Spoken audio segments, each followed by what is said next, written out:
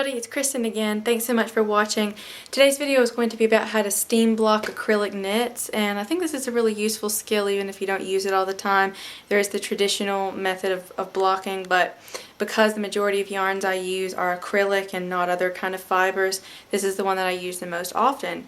And once I started blocking, I didn't really want to wear projects that weren't blocked because I really like how it straightens out the stitches and it feels complete. So I'm going to just move into this other room here where I've got a little rig set up. I've got an ironing board and atop here I've got a hand towel that's older just in case, you know, just in case. I just like to lay it down. This is the project I'm going to be blocking.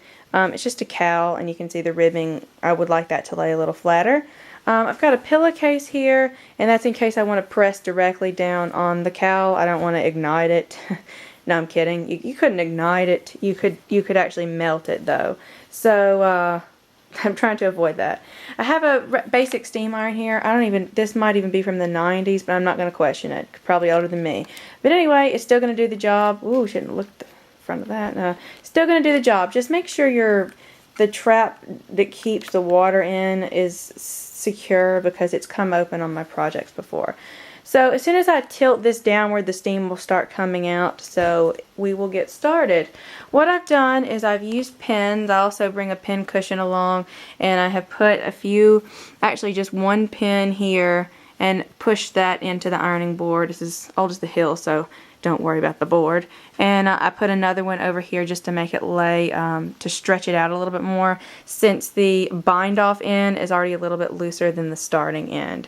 So when you take your steam iron, you want to just go over it and hold it as close to the project as you can without touching the project.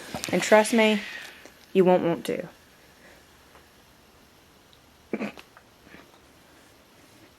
A little bit of a sneeze there, I won't lie. Okay, so then we're going to come back and do the same thing all over the rest of the project. Now this middle bit doesn't need as much work as the ribbing, and then I just go over it with my hands, and it just kind of, while there's still moisture in the stitches, running over it with my hands just sort of makes them lay really, really flat. I don't know if you can see that, but hopefully you can, because that was definitely the point. So now I'm going to come over here and do the ribbing, and you can't see this because I'm not sure, since it's me doing the steam blocking and me filming. I'm not sure if you can see how I'm holding it close but not too close. Now sometimes, say you'll have a problem stitch that just looks like it's not wanting to straighten out, you can take a pin and go into that stitch, kind of hold it down, and then steam it, and then get your pin out. There are ways to make it look better, but sometimes 1x1 ribbing to me doesn't look as pretty as 2x2. Okay, so the only other thing I was going to show you how to do is, if you wanted to, now the more, you know, I can fold this back now if I want to get this underside. I'm going to just have to let the camera go where it may for a second. But you could, you know, pin these sides down and then come in here to the underneath part